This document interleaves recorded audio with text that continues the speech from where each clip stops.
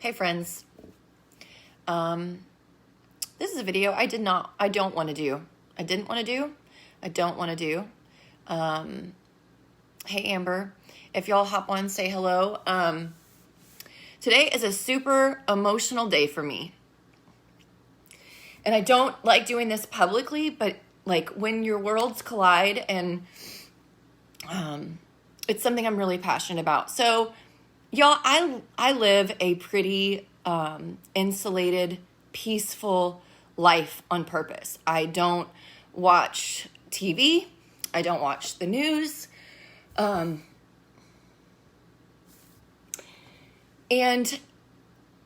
so I feel like things are removed for me, right? Like I don't have to deal with a lot of things like on the news and like all the things that are happening in the world. Am I aware of them? Yes. But like I'm sure many of you, you're like, well, it doesn't really affect me. And so I'll just kind of wait and see what I need to change or adjust to fit in this new world, regardless of what side you land on, right? So what's happened that has me super upset is I feel like, again, in my life, I have found myself where I'm a canary in the coal mine. And I've done that with my health 20 years ago. You know, me getting cancer from asbestos exposure when other people didn't get cancer from asbestos exposure. And then I became really chemically sensitive, and toxins made me super sick, and people treat you like you're crazy. But when you're in a major health illness like that, you are sensitive to things like fragrances and all this kind of stuff. And then you start researching them and you understand that so much of this stuff is actually a toxin, and your body knows what it's doing when it's having a response that says this doesn't belong in the body. So over and over again, I've had this happen where I'm experiencing something that other people don't experience, and therefore it's lonely, or it feels there's feelings involved, right? So what's happening right now is that Facebook is shadow banning, and I'm probably going to get this shut down. Maybe I'll lose my whole account, because that's what happens with people in the health world. Facebook is shadow banning things like natural health, vitamin C, immunity. There are words that if I use in a post, they will stop the visibility. And y'all, I don't care about that for me. I'm not here for likes or comments. It's just that my real life passion is this thing. Like, I figure if God allowed me to survive an incurable cancer and has put this natural health path on in my life, I want to educate people, because you don't know what you don't know until it's too late, guys. Like, and I know that I'm not an extremist. I'm the opposite. But look, when I get phone calls all the time about people who are battling cancer and they've been sent home from MD Anderson or whatever place they've gone, and they reach out to me as a last resort, what are some natural things that you can do? Y'all, natural things don't work that way. Like, you need to make changes to your diet now. I watched a great documentary called Heal, and it listed 9 things that people who have had spontaneous remission or drastic remissions from major health illnesses, what they had in common. And they dialed it down to 9 things. 7 of them are mindset, or, taking control of your health instead of being proactive instead of reactive, or dealing with past trauma and emotions, or putting more positive things in your life. 2 of them have to do with physical things. The 2 things that were common denominators for all those people with drastic healing was radical diet change, and second was diet and supplements. So that's just a piece of the pie, right? So these are things that I'm passionate about sharing with you, but y'all, I literally can't share something about vitamins with you. It gets shadow banned. And I'm already used to that, because CBD has been shadow banned for 2 years. You can't post CBD. And it makes me want to say to you, like, you have to be concerned. I don't know what to do about it, guys.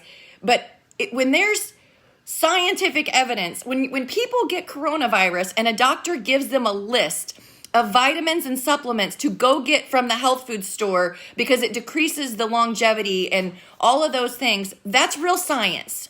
But Facebook and probably other social media platforms don't want you to have that information. Why? Why? Like, why is it that you can't know that there's plant-based, God-made things on this planet to solve some of your problems? Why? And so here's another question for you. Did you know that stress, fear, and anxiety create a physical response in the body? Okay? It creates inflammation. Inflammation is the root of all disease. Everything points back to inflammation.